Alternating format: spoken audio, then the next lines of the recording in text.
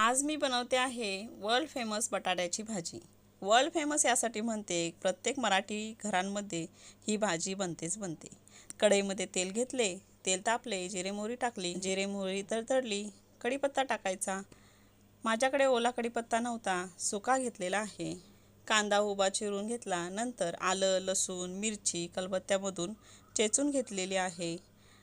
आता हे सर्व चांगले भाजले, हळद पावडर टाकायची। मीठ मी कांद्यावरच जेवढे भाजीला हवे तेवढे टाकून घेते। हा उकडून, सोलून आणि चिरून घेतलेला बटाटे उकडवणे वगैरे हे तर सर्वांना माहितीच आहे। चांगले चमच्याने भाजी एकजीव करून घेतली। नंतर शेवटी भरपूर अशी कोथिंबीर बारीक चिरून घ्यायची।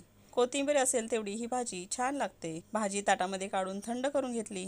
आज मी दिला आहे डब्यामध्ये कोल्हापुरी खरडा किंवा आमचा हा ठेचा। तुम्ही माझे व्हिडिओ कुठून बघतायत हे मला ऐकायला खूप आवडेल। भेटूया नेक्स्ट व्हिडिओमध्ये। Bye bye.